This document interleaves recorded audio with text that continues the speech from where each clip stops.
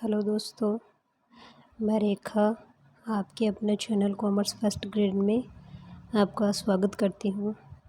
दोस्तों, अपना जो टॉपिक चल रहा था मार्केटिंग, कल अपने डिस्कशन किया था एडवर्टाइजमेंट पर और आज अपना डिस्कशन रहेगा व्यक्तिक विक्रय, ठीक है, यानी पर्सनल सेलिंग।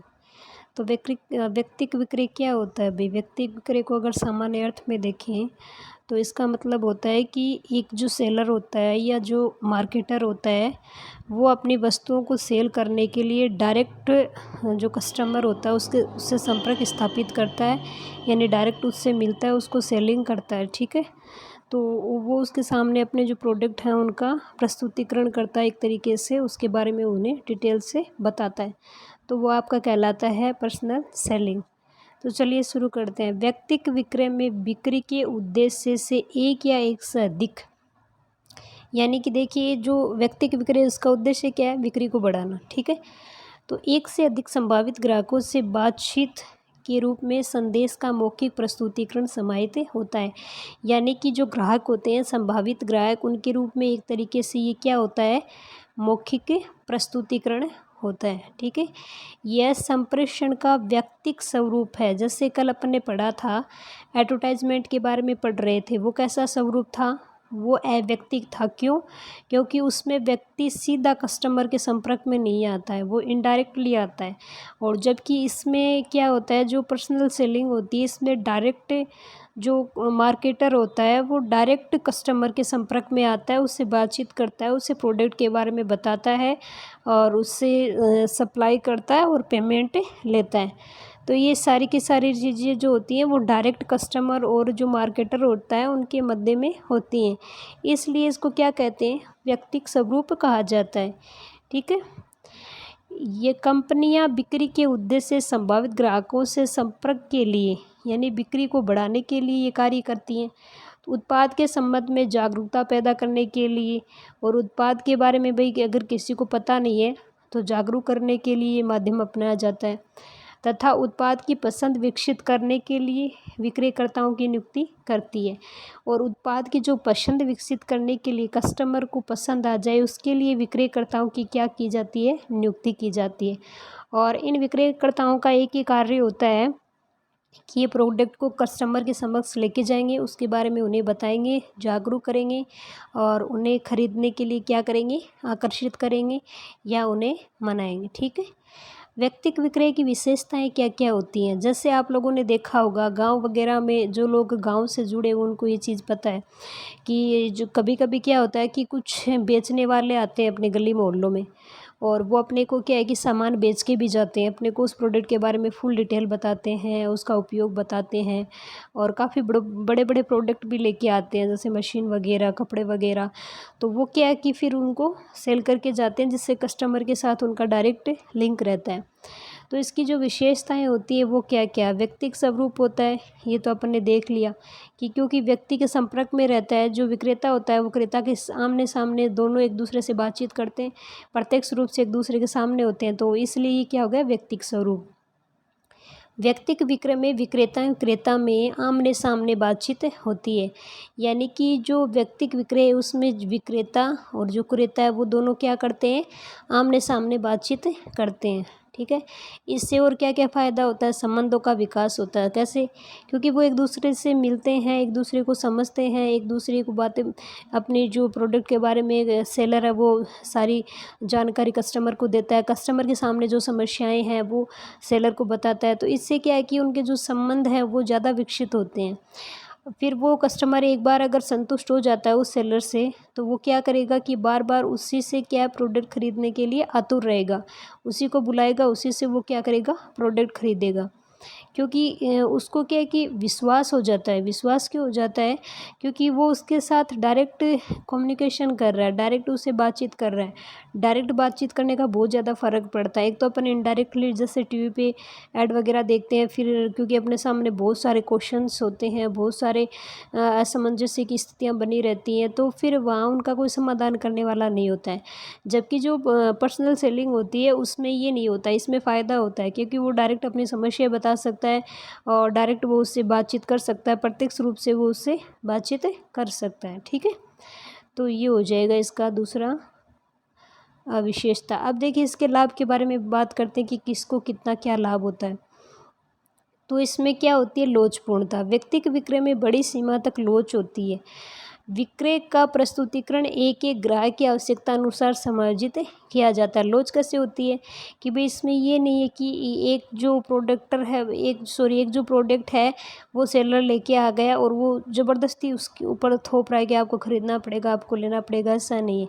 वो क्या करेगा कि सबको एक ही तरीके से, ये नहीं कि उनको सबको खरीदने के लिए एक तरीके से प्रेरित करेगा, फोर्स करेगा। वो एक एक जो ग्राहक है उसकी आवश्यकता को ध्यान में रखेगा, फिर उसके अकॉर्डिंग उनको क्या है कि वो प्रोडक्ट देगा। जैसे कोई कस्टमर है वो ज़्यादा रेट का अगर प्रोडक्ट खरीदना चाहता है, कोई कम रेट का खरीदना चाहता है, किसी को किसी क्वालिटी का प्रोडक्ट चाहिए, किसी को किसी क्वालिटी का, तो उसके अकॉर्डिंग वो क्या करता है, समायोजन करता है, यानी कि उनकी आवश्यकताओं के अनुसार समायोजन करता है। ये नहीं कि कठोर निर्णय लेके आएगी मुझे तो ये प्रोडक्ट इस वैल्यू पे बेचना है तो इसी पे बेचूंगा, मेरी प्राइस ये रहेगी, मैं इसे ना ज़्यादा करूँगा ना कम करूँगा। तो वो क्या है कि फिर उसमें लोचपूर्णता नहीं रही। तो लोचपूर्णता का मतलब है कि कस्टमर की आवश्यकता के अनुसार ज़रूरत पड़ी तो आप उसमें क्या कुछ नियम जो शर्त है उनमें आप बदलाव कर सकते हो। ठीक है, अब देखिए आगे देखते हैं प्रत्यक्ष प्रत्युत्तर। प्रत्यक्ष प्रत्युत्तर में क्या होता है कि व्यक्तिक विक्रय में सीधा संवाद होता है। इसमें आपको पता है प्रत्यक्ष प्रत्युत्तर मतलब वो आमने सामने एक दूसरे से प्रश्न उत्तर करते हैं। ठीक है, और प्रश्न उत्तर करने से उनकी समस्याओं का समाधान होता है। तो वो दोनों क्या करते हैं कि उनका दोनों का सीधा संवाद होता है। इससे ग्राहक से सीधे ही प्रत्युत्तर प्राप्त कर सकते हैं और जो सेलर होता है उसको पता चल जाता है कि ग्राहक क्या चाहता है, वो अपने सवालों का उससे जवाब प्राप्त कर लेता है। वो वहाँ पे जो ग्राहक है उसके पूरे माइंड को वो आसानी से पढ़ लेता है और उसके जो भी उसकी आवश्यकता, उसके सामने समस्या है वो उनको जान लेता है। तो ग्राहकों की आवश्यकताओं को ध्यान में रखकर प्रस्तुत किया जा सकता है। और ये क्या है कि ग्राहकों को फिर अपन उससे जैसे बातचीत करेंगे तो अपने को पता चल जाएंगे कि भाई ये जो कस्टमर है वो कितनी रेंज तक प्रोडक्ट को ख़रीदना चाहता है, किस तरीके का प्रोडक्ट ख़रीदना चाहता है। तो वहीं पर अपन उनकी समस्याओं का क्या कर देते हैं, समाधान आसानी से कर देते हैं। तो इसमें क्या होता है, प्रत्यक्ष प्रत्युत्तर होता है, लोचपूर्णता होती है, न्यूनतम अपव्यय होता है। न्यूनतम अपव्यय क्यों होता है, क्योंकि जो ग्राहक होते हैं उनको जो प्रोडक्ट चाहिए होता है वो कम श्रम में और ज़्यादा कॉस्ट ना लगकर आसानी से मिल जाता है, जिससे उनकी आवश्यकता की क्या पूर्ति हो जाती है। और फिर जो सेलर होता है उसको भी ज़्यादा ऐड वगैरह के लिए खर्चा नहीं करना पड़ेगा, क्योंकि वो डायरेक्ट उनके संपर्क में है तो वो उनको आसानी से अपना जो प्रोडक्ट है वो बेच देगा, जिससे उसकी क्या है कि जो लागत है वो भी कम आएगी। तो न्यूनतम अपव्यय, चिन्हित ग्राहकों से संपर्क करने से श्रम के व्यर्थ जाने को न्यूनतम किया जा सकता है।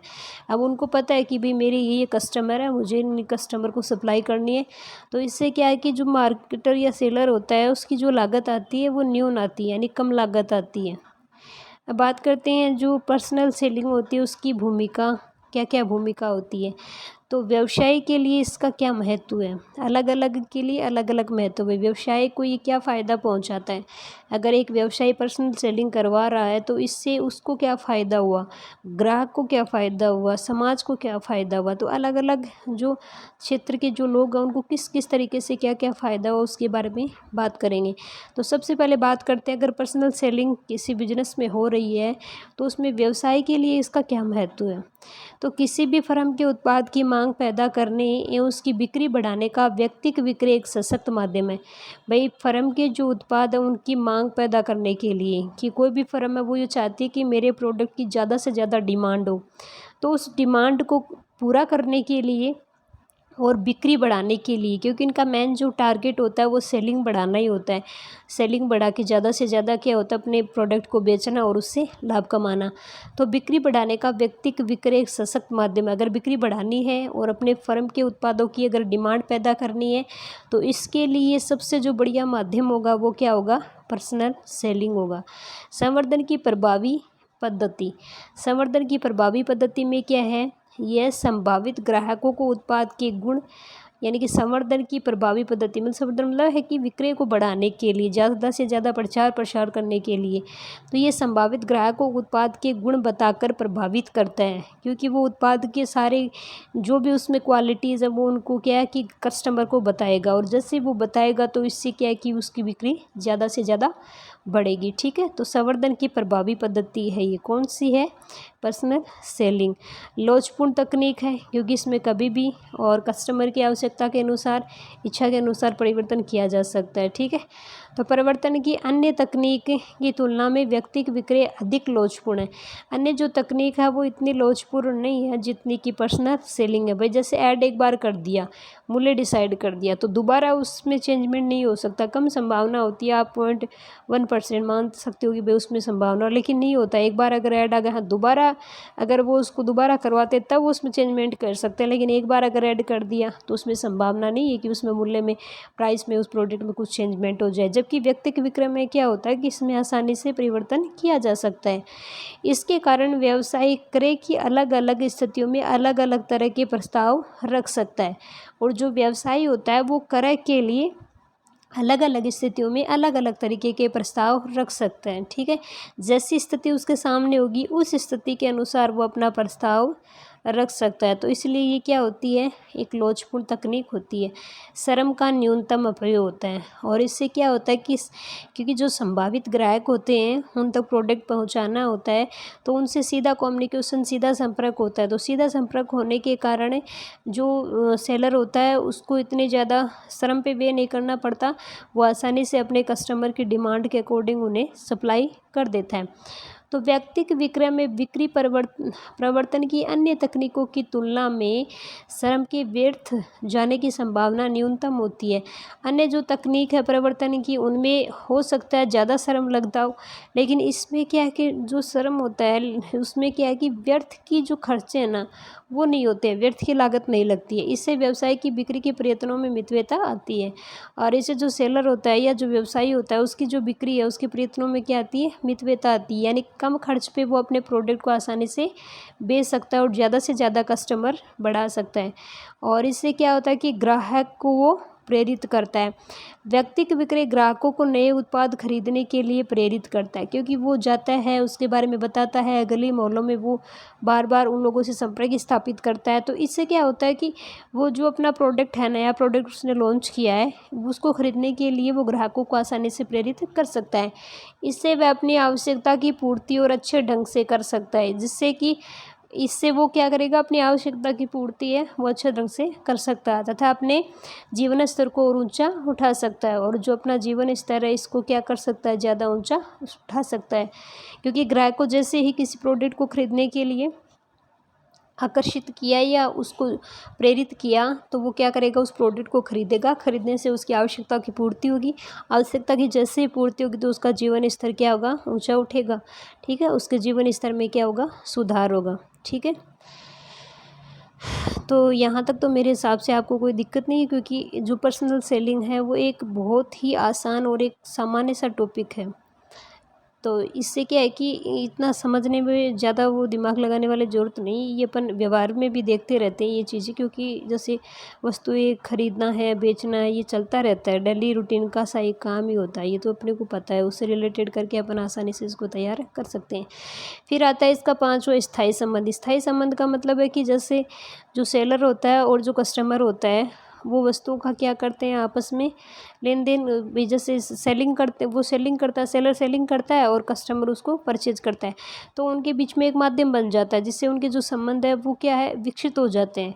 और फिर जो कस्टमर होगा वो अगर एक बार सेलर से संतुष्ट हो गया तो फिर उससे सेलर से वो उस प्रोडक्ट को खरीदेगा, वो भी खरीदेगा और 10-15 कस्टमर जो होते हैं उनको भी खरीदने के लिए प्रेरित करेगा। तो इससे क्या है कि जो उनके संबंध है वो क्या हो जाते हैं, स्थायी हो जाते हैं। व्यक्तिगत विक्रय विक्रयकर्ता और ग्राहक के बीच स्थायी संबंध विकसित करने में सहायक होता है, जो व्यवसाय के उद्देश्य की प्राप्ति के लिए बहुत महत्वपूर्ण होते हैं। एक व्यवसाय का अगर उद्देश्य आपको पूरा करना है तो आपको क्या है, जो कस्टमर है उसके साथ स्थायी संबंध स्थापित करने पड़ेंगे, क्योंकि अगर आप दोनों का रिलेशन अच्छा है, जैसे व्यवसायी और या जो सेलर होता है और जो कस्टमर होता है, तो इससे जो सेलर होता है उसकी ज़्यादा से ज़्यादा बिक्री होगी और कस्टमर है उसकी आवश्यकता की संतुष्टि होगी। फिर आता है व्यक्तिगत तालमेल। ग्राहकों से व्यक्तिगत तालमेल बैठने से व्यवसाय की प्रतियोगिता शक्ति में वृद्धि होती है। अगर भाई ज़्यादा से ज़्यादा अगर आपके कस्टमर है और उनके साथ आपका अगर अच्छा तालमेल बैठता है तो इससे व्यवसाय की जो प्रतियोगी शक्ति है उसमें क्या होगी, वृद्धि होगी। वो बाजार में अन्य जो व्यवसायी संस्था उनके साथ अच्छे तरीके से प्रतियोगिता में वृद्धि कर पाएगी। परिचय के समय भूमिका। नए उत्पाद को परिचित करते समय व्यक्तिगत विक्रय की महत्वपूर्ण भूमिका होती है। इसकी सबसे ज़्यादा भूमिका कैसे होती है कि जैसे कोई नया प्रोडक्ट अगर लॉन्च हुआ है तो उसके बारे में ग्राहक को बताने के लिए सबसे जो अच्छा माध्यम होता है वो क्या होता है, व्यक्तिगत विक्रय होता है। तो नए उत्पाद को परिचित करते समय व्यक्तिगत विक्रय की महत्वपूर्ण भूमिका होती है, क्योंकि यह ग्राहकों को उत्पाद के गुणों से परिचित करवाता है। क्योंकि डायरेक्ट उनसे संपर्क स्थापित करेगा, डायरेक्ट उनको बताएगा उस जो नया प्रोडक्ट लॉन्च हुआ उसके परिचय में जैसे उसकी गुणवत्ता वगैरह गुणों के बारे में बताएगा, जिससे ग्राहक क्या उस प्रोडक्ट को खरीदने के लिए प्रेरित होगा। फिर आता है विक्रेता की भूमिका, प्रेरित करने, सूचना प्रदान करने। इसके अलावा वो क्या क्या कार्य करता है, ये कार्य तो उसके होते इसके लिए वो जो सेलर जो होता है वो कस्टमर को प्रोडक्ट को खरीदने के लिए प्रेरित करता है और उसको सूचना प्रदान करता है। वो उसको उस प्रोडक्ट के बारे में बताएगा तथा व्यावसायिक इकाइयों को ग्राहक से जोड़ने की होती है और वो ज़्यादा से ज़्यादा क्या है, ग्राहकों को अपने व्यवसाय से जोड़ने का प्रयास करता है। अब दूसरा आता है ग्राहकों के लिए महत्व है। ये तो व्यवसाय के लिए महत्व है था कि पर्सनल सेलिंग से एक व्यवसायी है उसको क्या क्या फ़ायदा होता है। अब आता है ग्राहक के लिए इसका क्या महत्व। आवश्यकता की पहचान में सहायक, क्योंकि जो कस्टमर है उसकी आवश्यकता की आसानी से पहचान हो जाती है और उसकी जो आवश्यकता है उसकी पूर्ति भी आसानी से हो जाती है, जिससे जो कस्टमर होता है उसको संतुष्टि अनुभव होती है कि उसको जो प्रोडक्ट चाहिए होता है वो उसको मिल जाता है और वो इससे क्या है कि संतुष्ट हो जाता है। व्यक्तिगत विक्रय ग्राहकों को उनकी आवश्यकताओं की पहचान करने, इनकी किस प्रकार से सर्वोत्तम ढंग से संतुष्टि की जा सकती है कि भाई जो व्यक्ति विक्रय उसमें क्या होता है, ग्राहक की जो आवश्यकता है उसकी पहचान कर ली जाती है और फिर उसको क्या किया जाता है, संतुष्ट करने का प्रयास किया जाता है।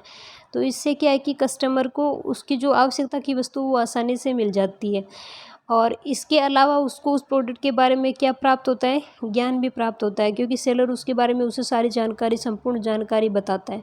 तो इससे उसको क्या है कि फ़ायदा होता है। तो आवश्यकताओं की पहचान में क्या है, आवश्यक है। बाजार के संबंध में नवीनतम जानकारी। अब हर कस्टमर तो रोज़ बाजार जा नहीं पाता है, तो इसके लिए उसको क्या है कि जैसे कोई सेलर अगर सेल करने के लिए आता है तो उस प्रोडक्ट के बारे में जानकारी मिल जाती है, क्योंकि वो पुराने प्रोडक्ट को ख़रीद रहा है, टीवी वगैरह उसके पास जैसे उपलब्ध नहीं है या उसको अन्य प्रोडक्ट नया कोई अगर आता है तो उसके बारे में पता नहीं होता है, तो वो क्या करता है कि कहीं जाता नहीं है, तो इससे उसको उस प्रोडक्ट के बारे में जानकारी नहीं होती। लेकिन अगर सेलर के संपर्क में आता है तो इससे क्या है कि उसको नए प्रोडक्ट के बारे में जानकारी प्राप्त होती है। ग्राहकों को मूल्य में परिवर्तन, उत्पादों की उपलब्धता एवं कमी एवं नए उत्पादों के संबंध में नवीनतम जानकारी होती है, जिसके कारण क्रय के संबंध में वह अधिक उचित निर्णय ले सकता है। क्योंकि ग्राहकों को मूल्य में परिवर्तन, कभी कभी वस्तु के मूल्य में परिवर्तन हो जाता है, उसकी जानकारी नहीं होती है, तो इससे उसको मूल्य में परिवर्तन की जानकारी मिलती है, उत्पादों की उसको उपलब्धता होती है, कमी एवं नए उपलब्धता एवं कमी और फिर नए उत्पादों के संबंध में नवीनतम जानकारी, और जो नए प्रोडक्ट होते हैं उनके बारे में उनको नई नई जानकारी प्राप्त होती है, जिसके कारण उसके क्रय के संबंध में वह अधिक उचित निर्णय ले सकता है। तो इससे क्या है कि वो निर्णय आसानी से ले सकता है कि मुझे क्या खरीदना है, कैसा प्रोडक्ट खरीदना है। विशिष्ट सलाह, ग्राहकों को विभिन्न वस्तुओं एवं सेवाओं के संबंध में विशेषज्ञों की सलाह एवं दिशा निर्देश प्राप्त होता है। और जो विशिष्ट इसमें भाई विशेषज्ञ कौन होते हैं, जो सेलर ही होते हैं, क्योंकि वो प्रोडक्ट को बेचने के लिए जाते हैं तो वो उनको उस प्रोडक्ट के बारे में पूरी जानकारी होती है और किस तरीके से ग्राहक को उसके बारे में जागरूक करना है, तो वो सारी चीज़ें, वो जो सारी क्वालिटीज होती है वो उनके अंदर होती है, जिससे उनको क्या है कि एक विशिष्ट सलाह भी प्राप्त होती है। तो ग्राहकों को विभिन्न वस्तुएं सेवाओं के संबंध में विशेषज्ञों की सलाह दिशा निर्देश प्राप्त होते हैं, जिससे वह और अच्छा क्रय कर सकता है, क्योंकि उससे पहले उसके बारे में नॉलेज नहीं था। जैसे उसे सेलर के संपर्क में आता है तो उसके बारे में उसे खूब जानकारी मिलती है, जिससे वो आसानी से उस प्रोडक्ट को खरीद सकता है। ग्राहकों को प्रेरित करना, व्यक्तिगत विक्रय का उद्देश्य क्या होता है कि ज़्यादा से ज़्यादा ग्राहकों को प्रेरित करना कि वो प्रोडक्ट को खरीद सके। व्यक्ति विक्रय ऐसे नए उत्पाद के क्रय के लिए प्रेरित करता है जो उसकी आवश्यकताओं को और अच्छे ढंग से पूरा कर सकता है। पर्सनल सेलिंग क्या करेगा कि जो नए उत्पाद आए हैं उनको क्रय करने के लिए, उनकी आवश्यकताओं को अच्छे ढंग से पूरा करने के लिए उन्हें उसके बारे में बताता है, जिसके परिणाम स्वरूप उनके जीवन स्तर में और अधिक सुधार होता है, जिससे कस्टमर के जीवन स्तर में क्या होता है, अच्छा सुधार होता है, उसकी आवश्यकताओं की क्या हो जाती है, पूर्ति। अब थर्ड अपना आता है व्यवसाय के लिए इसका महत्व पढ़ लिया, ग्राहकों के लिए पढ़ लिया। अब आता है समाज के लिए इसका क्या महत्व है। संभावित मांग में परिवर्तन, व्यक्तिक विक्रय दबी हुई मांग को मूर्त रूप प्रदान करता है। ये क्या करता है कि भाई जो पर्सनल सेलिंग होती है वो दबी हुई मांग, कभी कभी क्या है मांग पहुंच नहीं पाती है सेलर तक, तो उस दबी हुई मांग की मूर्त रूप प्रदान करता है उसको। जैसे वो अमूर्त थी, ठीक है, उनके मन में रहती है कि मुझे ये प्रोडक्ट चाहिए या उसकी डिमांड ज़्यादा रहती है, तो वो उसको क्या अमूर्त से मूर्त रूप में प्रदान करता है। इस चक्कर के कारण ही समाज की आर्थिक क्रियाओं का पोषण होता रहे, ये चक्कर चलता रहता है। तो इससे क्या है कि जो आर्थिक क्रिया है उनका पोषण होता रहता है, जिससे अधिक रोजगार के अवसर पैदा होते हैं। क्योंकि जैसे रोजगार के अवसर पैदा होंगे तो आय में वृद्धि होगी, आय में अगर वृद्धि होगी तो इससे लोगों के जीवन स्तर में सुधार आएगा। आय में वृद्धि होती है और अधिक वस्तुएं एवं सेवाओं का इससे क्या होता है, उत्पादन होता है। क्योंकि रोजगार मिलने के बाद आय आती है, अगर आय उसके बाद आएगी तो वो क्या करेगा कि प्रोडक्ट की डिमांड करेगा, और डिमांड करने से क्या आएगी, ज़्यादा से ज़्यादा उस वस्तु और जो सर्विसेज है उनका ज़्यादा से ज़्यादा फिर प्रोडक्शन करना पड़ेगा। तो प्रोडक्शन में क्या होगी, वृद्धि, रोजगार के अवसर मिलते हैं। क्योंकि ये जो सेलिंग का काम है इसके लिए बहुत सारे श्रमिक चाहिए होते हैं, एम्प्लॉय चाहिए होते हैं, तो इससे बहुत सारे लोगों को क्या है, रोजगार मिलते हैं, रोजगार के अवसर। व्यक्तिक विक्रय बेरोजगार नागरिकों को अधिक आय रोजगार के अवसर पैदा करता है। कोई बेरोजगार अभी उसको रोजगार नहीं मिला हुआ तो वो आसानी से इसमें क्या है, जॉब कर सकता है। जीवन वृत्ति के अवसर, इससे जीवन वृत्ति के अवसर भी क्या आते हैं, बढ़ते हैं। व्यक्तिक विक्रय नौजवान एवं महिलाओं के लिए आकर्षक जीवन वृत्ति का क्षेत्र है। इससे क्या है कि जीवन में क्या होती है, वृत्ति होती है, जिससे ये उन्नति के अवसर और कार्य संतुष्टि, सुरक्षा, सम्मान, भिन्नता, रुचि, स्वतंत्रता के अवसर प्रदान करता है। और ये जो नवी नौजवान महिलाएं हैं उनकी क्या है कि उनको अवसर प्रदान करता है, कार्य की संतुष्टि प्रदान करता है, सुरक्षा, सम्मान, भिन्नता, रुचि, स्वतंत्रता के अवसर प्रदान करता है। तो इससे क्या होता है, जीवन वृत्ति के अवसर मिलते हैं। विक्रयकर्ताओं का स्थानांतरण, जो विक्रयकर्ता होते हैं वो एक स्थान परिवर्तन बहुत अधिक होता है। मतलब विक्रयकर्ताओं में क्या होता है, स्थान परिवर्तन बहुत अधिक होता है। क्यों? क्योंकि ये तो है नहीं कि वो एक ही एक स्थान पे जाते रहेंगे, वही प्रोडक्ट बेचते रहेंगे। वो पूरे देश में और यहाँ तक कि विदेशों में भी वो जाते हैं, तो अलग अलग स्थानों पे वो जाते हैं और अपने प्रोडक्ट को सेल करते हैं, जिससे उनके जो स्थान है वो बदलते रहते हैं, जिससे देश में यात्रा पर्यटन को बढ़ावा मिलता है। और वो एक देश से दूसरे देश में जाएंगे, यात्राएं करेंगे, तो इससे क्या कि यात्रा और पर्यटन को भी क्या मिलेगा, बढ़ावा मिलेगा, जिससे समाज को क्या होगी, इनकम होगी। उत्पाद का मानकीकरण, व्यक्तिगत विक्रय भिन्नता के लिए समाज में उत्पाद के मानकीकरण एवं उपभोग में एकरूपता में वृद्धि करता है। ये इसके मानकीकरण और उपभोग में क्या करता है, वृद्धि करता है। ठीक है, तो इससे क्या होता है, उत्पाद का मानकीकरण। तो ये जो अपना टॉपिक है यहाँ कंप्लीट हो गया है, और इसमें अपन ने पढ़ा है कुछ नहीं, ये इजी सा है, पर्सनल सेलिंग है। ये चीज़ आप देखते हो, व्यवहार में आपको देखने को मिल जाती है, क्योंकि ये सेलर वगैरह सेल करने के लिए आते ही रहते हैं। तो आराम से ये कॉन्सेप्ट समझ में आने वाला है, कोई इसमें ज़्यादा टफ नहीं है। ठीक है, तो व्यक्तिगत विक्रय क्या होता है कि जो सेलर होता है वो डायरेक्ट कस्टमर के संपर्क में आता है और उससे अपने प्रोडक्ट की फुल जानकारी देता है, जिससे उसकी जो कस्टमर है उसकी आवश्यकता की पूर्ति होती है। तो ये व्यक्ति विक्रेता जिसकी विशेषताएं अपने पढ़ी हैं।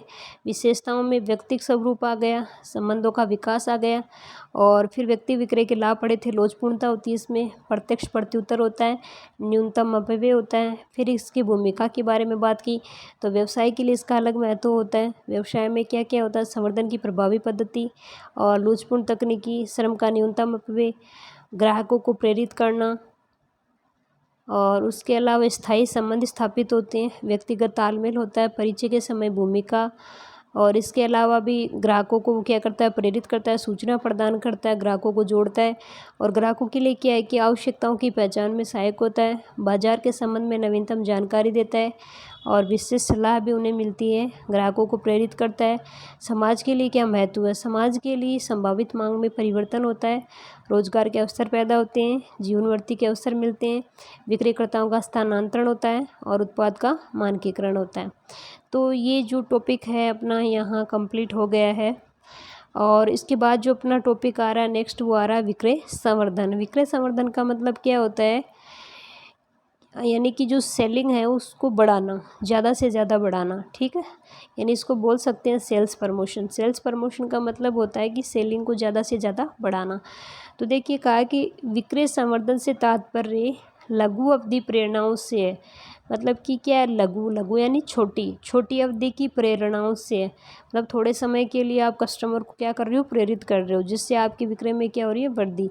जो क्रेताओं को वस्तु अथवा सेवाओं को तुरंत क्रय करने के लिए होती हैं। भाई लघु अवधि हो गई, शॉर्ट अगर पीरियड है, तो इसका मतलब ये है कि वो ग्राहकों को इस तरीके से प्रेरित करेंगे कि वो सेवा और जो वस्तु है उसको तुरंत क्रय कर ले। तो तुरंत क्रय करने के लिए उसको क्या करते हैं, प्रेरित करते हैं, क्योंकि इनको तो सेल बढ़ानी है, ज़्यादा से ज़्यादा सेल बढ़ानी है। विक्रय संवर्धन में क्या क्या आता है, विक्रय संवर्धन में विज्ञापन आता है, क्योंकि विक्रय संवर्धन में सेलिंग अगर बढ़ा रहे हो तो किससे बढ़ा सकते हो, विज्ञापन से, व्यक्तिगत विक्रय से, ये अपने पढ़ लिए। और प्रचार को छोड़कर कंपनी द्वारा अपनी बिक्री बढ़ाने की अन्य सभी प्रवर्तक तकनीकें शामिल है। इसमें बोला कि जो प्रचार है उसको छोड़कर कंपनी द्वारा बिक्री बढ़ाने के लिए जो भी परिवर्तन तकनीकी काम में ली जाती है वो सारी की सारी इसमें शामिल हो जाती हैं। तो ये विक्रय संवर्धन में शामिल होती हैं। फिर आता है विक्रय संवर्धन क्रियाओं में क्या क्या शामिल होती हैं, क्योंकि भाई बिक्री बढ़ानी है तो आप क्या करोगे, अलग अलग स्कीम कस्टमर के सामने प्रस्तुत करोगे। जैसे उनको कैश डिस्काउंट दे दिया, बिक्री प्रतियोगिताएं रख दी, मुफ्त तोहफे, मुफ्त नमूनों का वितरण कर दिया, ठीक है। तो विक्रय संवर्धन क्रियाओं में नगद छूट यानी कैश डिस्काउंट, बिक्री प्रतियोगिताएं, यानी कि इनमें क्या होता है, सेलिंग कंपटीशन होता है। तो विक्रय संवर्धन में क्या क्या शामिल हो जाएगा, विक्रय संवर्धन में कैश डिस्काउंट शामिल हो जाएगा। क्योंकि कैश डिस्काउंट क्यों दिया जाता है, क्योंकि जो कस्टमर होते हैं वो तुरंत क्या कर दे, पेमेंट कर दे, या ज़्यादा से ज़्यादा बिक्री बढ़ाने के लिए, ठीक है। तो कैश डिस्काउंट और सेलिंग कंपटीशंस वगैरह होते हैं, बिक्री को बढ़ाने के लिए अनेक प्रकार की प्रतियोगिताएं होती हैं। मुफ्त तोहफे, मुफ्त नमूनों का वितरण किया जाता है। कभी कभी सेलिंग को बढ़ाने के लिए फ्री में प्रोडक्ट को बेचा जाता है, सैम्पलिंग दी जाती है। तो इससे क्या होती है कि उनकी सेलिंग बढ़ती है, इसलिए वो अनेक प्रकार की क्या करती हैं, टेक्निक को अपनाती हैं। विक्रय संवर्धन अन्य परिवर्तन के प्रयत्न जैसे विज्ञापन, यार ये बोलो कि जो विक्रय संवर्धन होता है उसमें अन्य परिवर्तन के प्रयत्न जैसे कौन कौन से, विज्ञापन, व्यक्तिगत विक्रय पूरक के रूप में प्रयोग किए जाते हैं। यानी ये इसके क्या होते हैं, एक तरीके से पूरक होते हैं। इससे भी क्या होता है कि सेलिंग को बढ़ावा मिलता है, यानी सेलिंग ज़्यादा से ज़्यादा बढ़ती है, इसीलिए तो ये किए जाते हैं। कंपनियां विशेष रूप से तैयार विक्रय परिवर्तन तकनीक का उपयोग ग्राहकों के लिए, इनसे जैसे ये फ्री सैम्पलिंग दे रहे हैं, जैसे कोई डिस्काउंट वगैरह दे रहे हैं, प्रतियोगिता करवा रहे हैं, तो इससे क्या है कि जो कस्टमर होता है वो ज़्यादा आकर्षित होता है, क्योंकि उसको पता है कि मेरे को यहाँ पे डिस्काउंट मिल रहा है, मुझे यहाँ पे फ्री में मिल रहा है। तो वो इससे कंपटीशन भी बढ़ता है, और इससे कंपटीशन में वो क्या करते हैं, प्रोडक्ट को खरीद लेते हैं, या वो अलग प्रकार के जो मतलब अलग अलग प्रकार की योजनाओं में जो प्रोडक्ट होते हैं उनके लिए कंपटीशंस रखते हैं, जिससे क्या होता है कि कस्टमर उनको खरीदने के लिए ज़्यादा आकर्षित होते हैं। और व्यापारी अथवा मध्यस्थ के लिए सरकारी विज्ञापन, यानी कि जो व्यापारी और जो मध्यस्थ होते हैं उनके लिए सहकारी विज्ञापन, व्यापारिक छूट, व्यापारी अभिप्रेरणाएं, प्रतियोगिताएं एवं विक्रयकर्ता के लिए बोनस। अब जैसे व्यापारी और जो मध्यस्थ होते हैं उनके लिए सहकारी विज्ञापन होता है और उनको व्यापारिक छूट दी जाती है, और व्यापारिक अभिप्रेरणा एवं प्रतियोगिता। एवं जो विक्रयकर्ता होता है उसके लिए उसको प्रेरित कैसे किया जाता है कि वो ज़्यादा से ज़्यादा सेलिंग करे, तो इसके लिए उसको बोनस दिया जाता है। और विक्रयकर्ता प्रतियोगिताएं रखी जाती है, जो मतलब उसने जितने भी सेलर नियुक्त कर रखे हैं उनके आपस में उनके कंपटीशन करवाते हैं कि भाई सबसे ज़्यादा सेलिंग कौन करेगा, उसको ज़्यादा सैलरी मिलेगी, उसको अन्य प्रकार की सुविधाएँ मिलेंगी, विशेष छूट। और उन्हें क्या देता है, वो विशेष छूट देता है, जिससे क्या होता है कि वो ज़्यादा से ज़्यादा सेलिंग करने के लिए प्रेरित होते रहते हैं। विक्रय संवर्धन के लाभ, आप बोल रहे हैं कि जो विक्रय संवर्धन है या सेलिंग जो प्रमोशन है उसके क्या क्या लाभ होते हैं। ध्यान आकर्षण, इससे क्या होता है कि जो कस्टमर होते हैं उनका ज़्यादा से ज़्यादा इनकी तरफ क्या होता है, अट्रैक्शन होता है, ध्यान आकर्षित होता है, क्योंकि वो छूट देते हैं। फिर जैसे कोई प्रतियोगिता करवा देती है तो इस उनकी तरफ फिर क्या है कि उस कंपनी की तरफ या प्रोडक्ट की तरफ कस्टमर का ज़्यादा ध्यान जाता है। तो विक्रय संवर्धन क्रियाएं प्रोत्साहन कार्यक्रमों का उपयोग कर लोगों को प्रोत्साहन करने के लिए वो अलग अलग प्रकार की क्या करती हैं, कार्यक्रम रखती हैं, कर लोगों को ध्यान आकर्षित करती हैं। कभी कभी जैसे देखे होंगे आपने, वो कंपनी वगैरह होती है वो छोटे छोटे इवेंट वगैरह करवाती है, जिससे क्या है कि जो लोग हैं उनका ध्यान आकर्षित हो, और फिर उस प्रोडक्ट के बारे में वो क्या करते हैं, पूरी जानकारी जुटाते हैं, और उसके जो भी उसके फ़ायदे हैं, नुकसान हैं, और जो उनकी प्राइस वगैरह उसके बारे में वो पूरी जानकारी जुटा लेते हैं और इससे वो क्या होते हैं, फिर उनको खरीदने के लिए आकर्षित होते हैं और उन प्रोडक्ट को वो क्या करते हैं, फिर खरीद लेते हैं अपनी सुविधा के अनुसार। तो इससे क्या होता है कि जो सेलर होता है उसको फ़ायदा होता है, क्योंकि उसका जो प्रोडक्ट है वो आसानी से बिक जाता है। उसमें इसके लिए उसको ज़्यादा मेहनत नहीं करनी पड़ती। एक बार थोड़ी सी प्रॉब्लम्स होती हैं, लेकिन बाद में धीरे धीरे वो क्या होती है, उसकी सेलिंग है उसमें धीरे धीरे इंक्रीज होने लग जाती है। क्योंकि अगर वो ऐसे प्रतियोगिताएं करवाता है तो इससे कस्टमर क्या होता है, ज़्यादा से ज़्यादा उस प्रोडक्ट की तरफ आकर्षित होता जाता है। ठीक है दोस्तों, तो इसमें मेरे हिसाब से ये जो पॉइंट है इसमें आपको कोई समस्या नहीं होगी। फिर देखिए आगे बात करते हैं नए उत्पाद के अवतरण में उपयोगी। कोई जैसे नया उत्पाद लॉन्च हुआ है तो उसको लोगों तक पहुंचाने के लिए क्या उपयोगी। विक्रय संवर्धन लोगों को अपने नियमित खरीद से हटकर, वो रोज़ जो उससे प्रोडक्ट खरीदते हैं ना, उससे हटकर नए प्रोडक्ट का उपयोग करने के लिए उन्हें क्या करते हैं, वो प्रेरित करते हैं। जैसे कि कुछ लोग ज़िंदगी में हमेशा से मतलब जैसे एक साबुन का एग्जाम्पल लेते हैं, जैसे लाइफ बॉय खरीदते आ रहे हैं तो फिर वो जैसे दूसरे प्रोडक्ट को देखता है, फिर उसकी क्वालिटी के बारे में उसको पता लगता है, उसकी गुणवत्ता के बारे में पता लगता है, फ़ायदों के बारे में, तो फिर वो क्या करेगा, उस पुराने प्रोडक्ट को छोड़कर नए प्रोडक्ट को खरीदने के लिए क्या होता है, प्रेरित होता है। तो नए उत्पाद के अवतरण में ये क्या है, उपयोगी है। सभी परिवर्तन विधियों में तालमेल।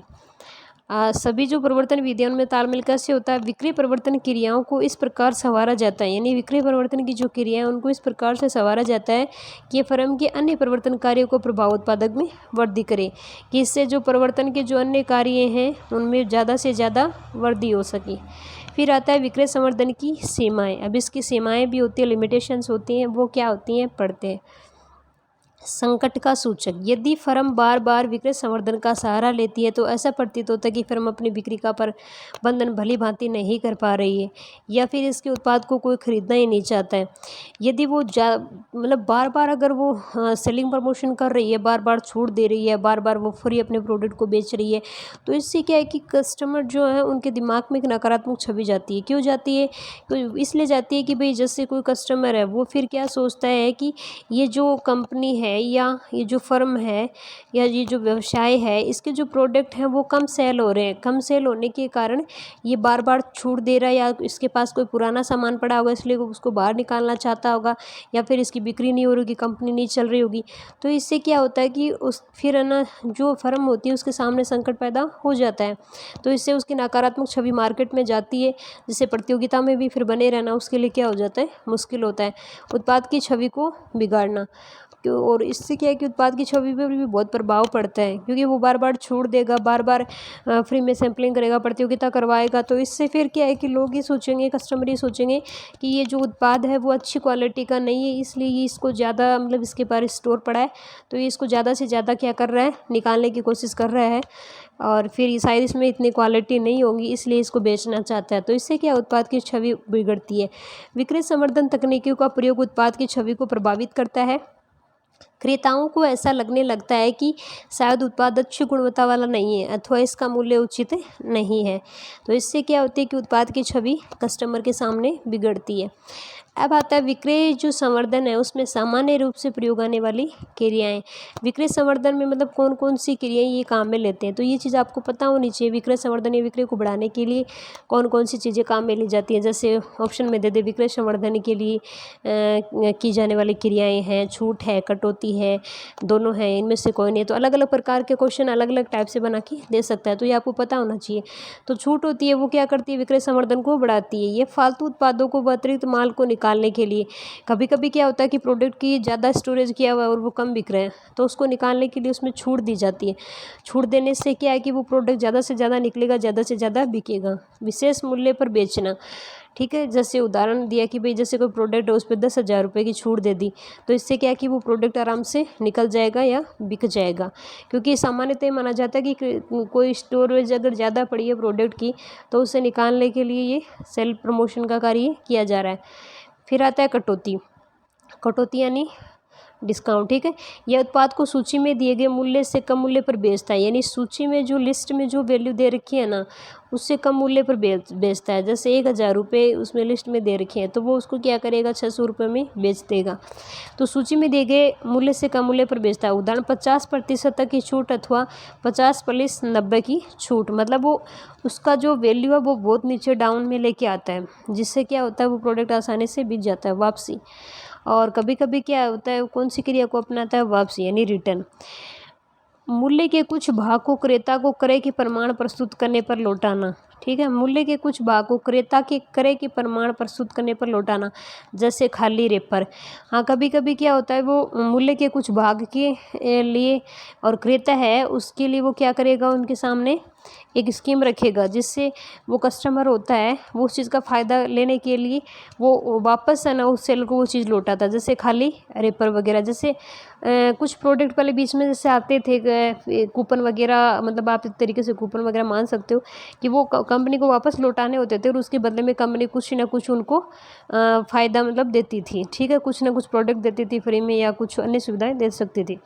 और फिर मतलब ये एक उनकी स्कीम होती है कि वो वापस लेके आएंगे, फिर उसके साथ दूसरा प्रोडक्ट उनको दे देंगे। मतलब एक प्रोडक्ट के साथ शर्त लगा दी, फिर उस दूसरे प्रोडक्ट को बेचने के लिए वो ये स्कीम लेके आते हैं। यह विधि साधारण तथा खाद्य पदार्थ उत्पाद की कंपनियों, जैसे खाद्य पदार्थों की आती है, जैसे वो मैंने बताया आपको चिप्स वगैरह, उनके अंदर भी एक कभी कभी आता है कि इसमें ये निकलेगा, अगर आप ये करोगे, जमा करवाओगे तो आपको ये मिलेगा, ठीक है। उत्पाद कंपनियों द्वारा अपनी बिक्री को बढ़ाने के लिए अपनाई जाती है ये जो खाद्य पदार्थ की जो कंपनियां होती हैं, क्योंकि प्रोडक्ट जो खाने वाली चीज़ें होती है वो जल्दी ख़राब हो जाती हैं, तो उनको निकालने के लिए अगर उसका स्टोरेज ज़्यादा है तो उसके लिए स्कीम अपनाई जा सकती है। फिर आता है उत्पादों का मिश्रण। उत्पादों के मिश्रण में क्या होता है कि किसी एक उत्पाद के क्रय करने पर दूसरे उत्पाद को उपहार स्वरूप देना। कभी कभी कहते हैं ना कि एक के साथ दूसरा मुफ्त, तो वो इसी स्कीम में आते हैं कि किसी एक उत्पाद के क्रय करने पर, एक उत्पाद को अगर आप क्रय करते हो तो दूसरे उत्पाद को आपको क्या दिया जा रहा है, फ्री दिया जा रहा है। जैसे 1/2 किलोग्राम यानी कि आधा किलो चावल के पैकेट का 1 बोरी आटे के क्रय पर देना, ठीक है। 1 बोरी जो अगर आप आटा खरीदते हो तो आपको आधा किलो चावल क्या मिलेगा, एक्स्ट्रा। तो इस तरीके से वो क्या है कि एक्स्ट्रा उत्पाद उनके साथ देकर इससे वो अपनी सेलिंग को क्या कर रहे हैं, बढ़ा रहे हैं। अतिरिक्त मात्रा उपहार स्वरूप, या वो क्या करेंगे, जैसे कोई वस्तु दे रहे हैं तो उसमें उनको एक्स्ट्रा उसकी जो क्वांटिटी है वो बढ़ा देते हैं। तो अतिरिक्त मात्रा उपहार स्वरूप, उत्पाद की अतिरिक्त मात्रा उपहार में देना, यह सामान्यतः सौंदर्य प्रसाधन निर्माता, जो सौंदर्य प्रसाधन निर्माता होते हैं वो करते हैं, यानी 20% एक्स्ट्रा, 10% एक्स्ट्रा तो निर्माता उपयोग करते हैं। उदाहरण, एक सेविंग क्रीम पर 40% अतिरिक्त देना, एक के साथ एक फ्री। तो ये सारी स्कीम उनके क्या होती है, अतिरिक्त मात्रा के रूप में उनको उपहार दिया जाता है। इससे क्या होती है कि उनकी सेलिंग ज़्यादा से ज़्यादा बढ़ती है। और ये सारी जो स्कीम्स आती हैं ना, इनका एक ही उद्देश्य होता है, सीधा सा उद्देश्य क्या होता है कि वो सेलिंग को बढ़ा रहे हैं, तो सेलिंग को बढ़ाने के लिए वो ये सभी कार्य करते हैं, जिससे उनकी सेलिंग क्या अच्छे से बढ़ जाती है, और उनको मतलब इससे क्या होता है, फ़ायदा होता है, ठीक है। तो ये अपना आ गए यहाँ से। अब चलिए थोड़ा सा ऊपर चलते हैं। ये हो गया, उत्पाद का मिश्रण हो गया। तो इसमें उत्पाद का वो क्या करते हैं, कभी ये हो गया, ठीक है। अतिरिक्त मात्रा उपहार स्वरूप भी हो गया। फिर आता है कि तुरंत ड्रॉ एवं घोषित उपहार। 6 नंबर का इसमें आ गया तुरंत ड्रॉ एवं घोषित उपहार। अब कभी कभी ये ड्रॉ वाला भी होता है कि आपकी ड्रॉ निकलेगा, ठीक है। ये जैसे उस कोई प्रोडक्ट होता है उस पर कुछ स्केच वगैरह होता है कि आपको खरीदने पे टीवी मिलेगा, लैपटॉप मिलेगा, तो वो अलग अलग उपहार देते हैं। तो तुरंत ड्रॉ एवं घोषित उपहार, उदाहरण, टीवी खरीदने पर कार्ड खुरेचे। टीवी खरीदते हैं तो उसके साथ कोई कार्ड आता है, उसको खरीदते हैं, फिर नंबर वगैरह वो पूछते हैं, फिर बताते हैं, फिर उसके साथ कुछ अन्य प्रोडक्ट उनको देते हैं। लकी ड्रॉ, किस्मत आजमाएं, और इनके माध्यम से भी वो प्रोडक्ट को बेचना चाहते हैं कि लकी ड्रॉ है, आप अपनी किस्मत आजमाएं। तो देखिए उदाहरण, लकी ड्रॉ का कूपन, एक नहाने का साबुन खरीदने पर सोने का सिक्का जीते हैं। ये अपन काफ़ी ऐसे देखते हैं, काफ़ी बीच में मतलब सेलिंग को बढ़ाने के लिए अलग अलग तरीके की ये स्कीम्स लेके आते हैं। तो वो क्या कहते हैं कि एक अगर नहाने के साबुन आप खरीदते हो तो इसको आपको क्या मिलेगा, एक सोने का सिक्का मिलेगा। तो इससे लोग क्या है कि ज़्यादा से ज़्यादा उस प्रोडक्ट को खरीदेंगे, बहुत ज़्यादा खरीदेंगे। तो इससे क्या है कि उसमें इंक्रीज हो गया। फिर और स्कीम लेके आएंगे कि जैसे आप इस प्रोडक्ट को खरीदते हो और आपकी अगर ये चीज़ें निकलती है तो आपको इसके बदले में ये फ्री प्रोडक्ट मिलेगा, ठीक है। उपयोग योग्य लाभ। अब उपयोग योग्य लाभ क्या होता है उदाहरण 3,000 रुपये का सामान खरीदे एवं 3,000 रुपये का छुट्टियां मनाने का पैकेज मुफ्त प्राप्त करें। इसमें उपयोग योग्य लाभ में कहता है कि जैसे कोई स्कीम दी उन्होंने कि अगर आप 3,000 रुपये तक अगर सामान खरीदते हो तो आपको 3,000 रुपये की छुट्टियां मनाने का तक का आपको क्या मिलेगा, पैकेज मुफ्त में मिलेगा। मतलब आपको छुट्टियां मनाने के लिए, पिकनिक मनाने के लिए भेजा जा सकता है अगर आप इतने रुपए तक का माल खरीदते हो। फिर आता है 0% पर पूरा वित्तीयन। 0% यानी कि आपकी लागत बिल्कुल नहीं लगेगी, 0 लागत पर आप क्या करें, पूरा वित्तीयन कर सकते हो। इलेक्ट्रॉनिक वस्तुएं होती हैं जैसे ऑटोमोबाइल आदि उपभोक्ता की टिकाऊ वस्तुओं की कई विपणनकर्ताओं की सरल वित्तीय योजनाएं होती हैं। ठीक है, तो ये इनकी क्या होती हैं, सरल वित्तीयन योजनाएं होती हैं। नमूनों का वितरण। नमूनों का वितरण में क्या होता है कि कोई अगर ब्रांड है को बाजार में लाते समय संभावित ग्राहकों को वस्तु के मुफ्त नमूनों का वितरण किया जाता है। कि जैसे नए ब्रांड को अगर लेके आना है तो उसके साथ में, जैसे एक प्रोडक्ट बेच रहे हैं तो उसके साथ में उनको क्या दे देंगे, फ्री में दे देंगे।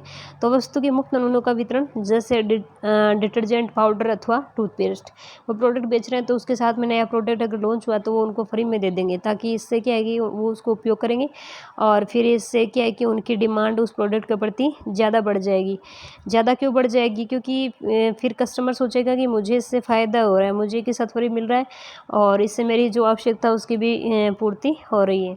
ठीक है, तो ये अपने हो गए 0% पूरा वितरण हो गया, नमूनों का वितरण हो गया। ठीक है, तो ये अपना यहाँ तक टॉपिक कंप्लीट हो गया है और नेक्स्ट अपना जो टॉपिक रहेगा वो जनसंपर्क है। चलिए इसको कंप्लीट कर लेते हैं आज ही। जनसंपर्क क्या होता है? जनसंपर्क है कि व्यवसाय को अपने ग्राहक, आपूर्तिकर्ताओं तथा व्यापारियों से प्रभावी संप्रेषण करना होता है। यानी कि जो व्यवसायी होता है उसको अपने ग्राहक होते हैं या उनके सप्लायर्स होते हैं, व्यापारी से वो क्या करते हैं, प्रभावी संप्रेषण करते हैं। क्योंकि विक्रय तथा लाभ में वृद्धि करने हेतु ये महत्वपूर्ण साधन होता है। अगर आपको विक्रय बढ़ाना है, क्योंकि ये सारी स्कीम विक्रय को बढ़ाने के लिए, अगर विक्रय को बढ़ाना है तो ये आपको साधन अपनाना पड़ेगा। जनता की नज़रों में कंपनी की छवि तथा व्यक्तिगत उत्पादों के परिवर्तन तथा संरक्षण हेतु कई प्रकार के कार्यक्रम जनसंपर्कों में शामिल किए जाते हैं। यानी कि जनता की नज़रों में कंपनी की छवि बढ़ाने के लिए, व्यक्तिगत उत्पाद के परिवर्तन के लिए, संरक्षण हेतु कई प्रकार के कार्यक्रम और जनसंपर्क में शामिल किए जाते हैं। जनसंपर्क एजेंसी का मुख्य कार्य, यानी कि जो जनसंपर्क एजेंसी होती है उसका मुख्य कार्य क्या होता है? व्यवसाय के बारे में सूचना का प्रसार करना। यानी वो मतलब क्यों कर रहा है भाई, इसका कारण क्या है, जनसंपर्क करने का कारण क्या है, सूचना का प्रसार करना। ठीक है, तो वो सूचना का क्या ज़्यादा से ज़्यादा प्रसार करेगा तथा ख्याति का निर्माण करेगा और इससे वो क्या करेगा, ख्याति का, गुडविल का निर्माण करेगा। सामान्य जनता की अभिवृद्धि को मॉनिटर करने तथा सकारात्मक प्रचार करने हेतु मूर्त कदम उठाए जाने होते हैं। और सामान्य जो जनता होती है उसके दृष्टिकोण यानी उसके एटीट्यूड को जानने के लिए, मॉनिटरिंग करने के लिए, उसके सकारात्मक प्रचार के लिए ये कदम उठाए जाते हैं। नकारात्मक प्रचार हो तो जनसंपर्क विभाग को कंपनी की छवि को हुई हानि को नियंत्रित एवं न्यूनतम करने हेतु कुछ कठोर कार्रवाई करनी पड़ती है। अगर नकारात्मक प्रचार हो गया, कभी कभी क्या होता है, देखो 2 प्रकार के प्रचार हो जाते हैं, सकारात्मक, नकारात्मक। सकारात्मक में क्या होता है कि वो उस प्रोडक्ट को ज़्यादा से ज़्यादा कस्टमर खरीदेगा और यदि नकारात्मक प्रचार हो जाता है तो कस्टमर उस प्रोडक्ट को खरीदना नहीं चाहेगा। फिर इससे क्या है कि जो सेलर होता है उसको बहुत ज़्यादा नुकसान होता है। तो नकारात्मक प्रचार हो तो उसके लिए क्या करें कि जनसंपर्क विभाग को कंपनी की छवि को हुई हानि, यानी कि कंपनी की छवि को जो हानि हुई है को नियंत्रित और न्यूनतम करने, यानी उसको कंट्रोल करने के लिए या न्यूनतम करने हेतु कठोर कार्रवाई करनी पड़ती है। और इसके लिए उनको क्या करना पड़ेगा, क्योंकि नकारात्मक छवि सामने चली गई है तो उसके लिए कठोर उनको कदम उठाने पड़ेंगे। फिर आता है वे कुछ नियत कार्यक्रम अपनाने हेतु उच्च स्तरीय प्रबंधक को परामर्श भी देते हैं और कुछ नियत कार्यक्रम अपनाने के लिए उस स्तरीय प्रबंधक को क्या देते हैं, एडवाइस भी देते हैं, जिससे उनकी सार्वजनिक छवि में सुधार होता है। जिससे क्या होता है, उनकी जो पब्लिक जो छवि है उसमें सुधार होता है और ये सुनिश्चित होता है कि नकारात्मक प्रचार ना हो और वो कोशिश करेंगे कि इससे कि भाई उनके नकारात्मक प्रचार ना हो। ठीक है, जनसंपर्क की भूमिका या कार्य। अब इसके क्या कहा, जो जनसंपर्क होता है उसमें क्या पब्लिक जो कम्युनिकेशन है उसमें इससे क्या क्या कार्य होते हैं, इसके क्या क्या कार्य इसको करने पड़ते हैं। तो इसमें एक होता है प्रचार। प्रचार इस रूप में विज्ञापन के समान ही है। प्रचार वैसे विज्ञापन के समान है लेकिन इसके लिए विज्ञापन में अपने को पेमेंट वगैरह करना पड़ता पड़ता है और अन्य भी जो कुछ नियम वगैरह उनको भी साथ में ध्यान में रखते हुए अपने को आगे ले जाना होता है। लेकिन प्रचार क्या है कि अपने आप हो जाता है, होता उसी के समान है थोड़ा। सब प्रचार इस रूप में विज्ञापन के समान है कि यह गैर व्यक्तिक संप्रेषण है। और ये क्या होता है, विज्ञापन की तरह गैर व्यक्तिक संप्रेषण होता है, क्योंकि इसमें भी व्यक्ति क्या डायरेक्ट जाके कस्टमर से संपर्क स्थापित नहीं करता है। वो किसी दूसरे कस्टमर के संपर्क में आता है और वहाँ से उस प्रोडक्ट के बारे में जानकारी लेता है या अन्य किसी साधन से जानकारी उसे प्राप्त होती है। ठीक है। फिर आता है कि किसी उत्पाद अथवा सेवा के संबंध में जन समाचार माध्यमों में पक्ष में समाचार आता है तो उसे प्रचार कहते हैं। भाई किसी उत्पाद अथवा सेवा के संबंध में कोई जन समाचार माध्यमों से पक्ष में अगर समाचार आता है तो इसे क्या कहेंगे, इसे प्रचार कहेंगे। कभी कभी ऑटोमेटिक प्रचार हो जाता है कुछ चीज़ों का। प्रचार एक बिना भुगतान का संप्रेषण है, ये इसमें इंपॉर्टेंट है। जैसे विज्ञापन है उसमें तो भुगतान करना पड़ता है, जबकि ये क्या बिना भुगतान का संप्रेषण है। इसमें विपणन इकाई का प्रत्यक्ष रूप से कोई खर्च नहीं होता है। इसमें आप क्या है कि जो विपणन की आपकी इकाई है उसके लिए आपको कोई अलग से खर्च नहीं करना पड़ता, जबकि जो विज्ञापन है उसमें आपको खर्च करना पड़ेगा। इसके संचार का कोई निर्दिष्ट सौजन्यकर्ता नहीं होता है। इसका संचार का कोई ये नहीं कि भाई ये प्रतिष्ठित संस्था या व्यक्ति से ये करवाया गया है, मतलब इसका कोई वो नहीं होता, सौजन्यकर्ता नहीं होता, क्योंकि इसमें संदेश एक समाचार के रूप में होता है। मतलब जैसे समाचार कोई न्यूज़ होती है वो अपने आप फैलती है, उसी तरीके से ये फैलता है समाचार की तरह, तो इसका कोई सौजन्यकर्ता नहीं होता है। प्रचार में क्योंकि सूचना एक स्वतंत्र स्रोत है, ठीक है, क्योंकि इसमें सूचना ऑटोमेटिक एक व्यक्ति से दूसरे व्यक्ति के पास पहुंच जाती है। प्रचार में क्योंकि सूचना एक स्वतंत्र स्रोत के माध्यम से दी जाती है, ठीक है, जैसे कि प्रेस द्वारा समाचार, कहानी अथवा झलकी के रूप में। क्योंकि कभी कभी आप देखते हो कि प्रेस जो होती हैं उनके द्वारा यह समाचार, कहानी अथवा झलकी के रूप में संदेश विज्ञापन में दिए गए संदेश की तुलना में अधिक विश्वसनीय माने जाते हैं। और फिर आता है प्रेस संपर्क, और प्रेस संपर्क से भी अपन क्या करते हैं, कभी कभी प्रचार कर देते हैं। प्रेस संपर्क में आता है कि जनसंपर्क विभाग कंपनी के बारे में सही तथ्य तथा सही तस्वीर प्रस्तुत करने हेतु जनसंचार माध्यमों के संपर्क में आता रहता है। यानी कि प्रेस संपर्क में क्या होता है कि जो जनसंपर्क विभाग होता है वो कंपनी के बारे में सही तथ्य और तथा सही तस्वीर प्रस्तुत करने हेतु जनसंचार जो माध्यम है उनके संपर्क में रहता है। अन्यथा यदि समाचार अन्य स्रोतों से लिए जाए तो वे विकृत हो जाते हैं। अगर अन्य स्रोतों से अगर आप समाचार प्राप्त करोगे तो वो क्या होते हैं, विकृत होते हैं, मतलब उनमें कुछ न कुछ तोड़ मरोड़ कर दी जाती है, जिससे उन पे अपन विश्वास नहीं कर सकते, वो सटीक नहीं होते हैं। फिर आता है उत्पाद प्रचार, उत्पाद का प्रचार। नए उत्पादों के प्रचार हेतु विशेष प्रयास आवश्यक होते हैं। कोई नया प्रोडक्ट अगर है तो उसके प्रचार के लिए अपने को विशेष प्रयास करने होंगे तथा कंपनी को ऐसे कार्यक्रम प्रायोजित करने होते हैं और कंपनी को अलग अलग प्रकार के कार्यक्रम आयोजित करने होंगे। जनसंपर्क विभाग ऐसी घटनाओं के प्रयोजनों का संबंध करता है। ऐसी कौन सी घटनाओं का मतलब वो करता है, प्रयोजन करता है। तो देखते हैं, जनसंपर्क विभाग ऐसी घटनाओं के प्रयोजनों का प्रबंध करता है, जैसे समाचार सम्मेलनों, संगोष्ठियों, प्रदर्शनियों, खेलकूद, सांस्कृतिक घटनाओं के आयोजन द्वारा कंपनी अपने नए उत्पादों के प्रति ध्यान आकर्षित करती है। यानी कि वो अलग अलग प्रकार के समाचार सम्मेलन करवाएगी, संगोष्ठियाँ करवाएगी, प्रदर्शनियाँ करवाएगी, खेलकूद करवाएगी, सांस्कृतिक घटनाओं के आयोजन होंगे। तो इससे क्या है कि उस प्रोडक्ट के बारे में लोगों में के बीच में प्रसार होता है। ठीक है। निगमित संप्रेषण, संप्रेषण में क्या होता है, संगठन को अपनी छवि को संवर्धित करने की आवश्यकता होती है।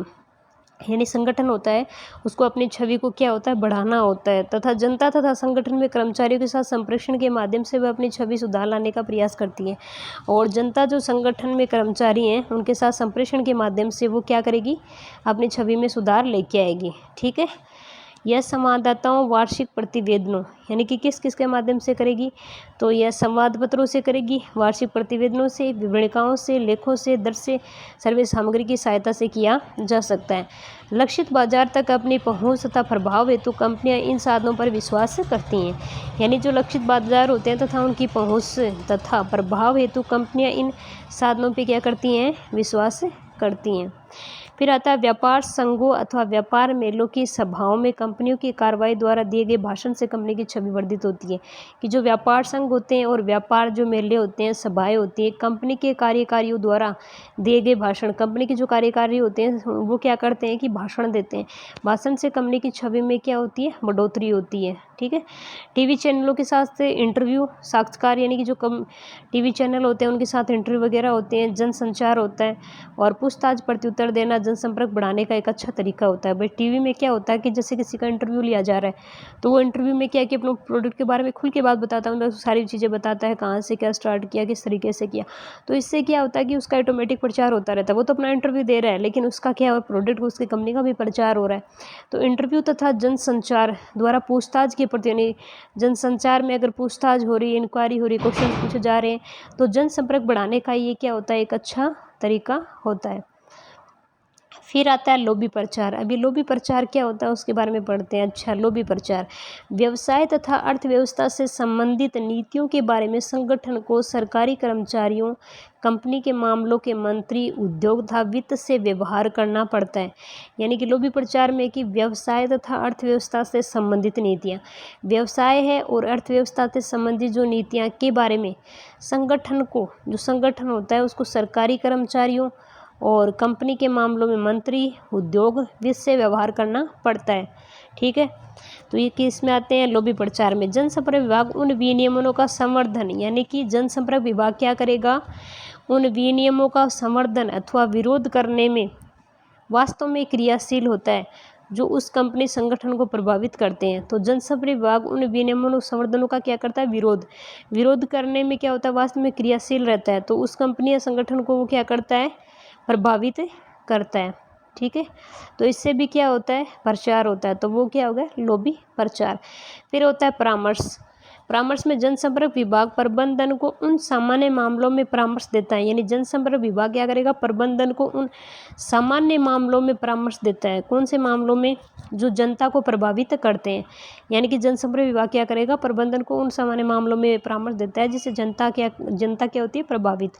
जैसे चलती रहती है इन पे जो डिस्कशन वगैरह, जैसे पर्यावरण है, पर्यावरण पे डिस्कशन चलता है, और वन्य जीवन है, बाल अधिकार है, शिक्षा इत्यादि जैसे कारणों में समय और धन का योगदान देकर कंपनी ख्याति बना सकती है। इनके बारे में चर्चा करके भी कंपनी क्या कर सकती है, अपनी गुडविल बना सकती है। ठीक है, इससे वो क्या कंपनी लोगों के संपर्क में आएगी। जनसंपर्क रखने से विपणन उद्देश्यों को प्राप्त करने में सहायता मिलती है। अगर जनसंपर्क अगर रखते हैं तो विपणन के उद्देश्यों को प्राप्त करने में सहायता मिलेगी। क्या क्या सहायता मिलेगी, जागरूकता पैदा करना, क्योंकि जनसंपर्क भाई आप लोगों के संपर्क में रह रहे हो, उनसे बातचीत कर रहे हो, ठीक है, जनसंचार के माध्यम से, अन्य माध्यम से, तो जागरूकता पैदा होती है। जनसंचार द्वारा उत्पाद का बाजार में उत्पाद के पहुंचने से पूर्व अथवा विज्ञापन से पूर्व बाजार में स्थान बनवाया जा सकता है।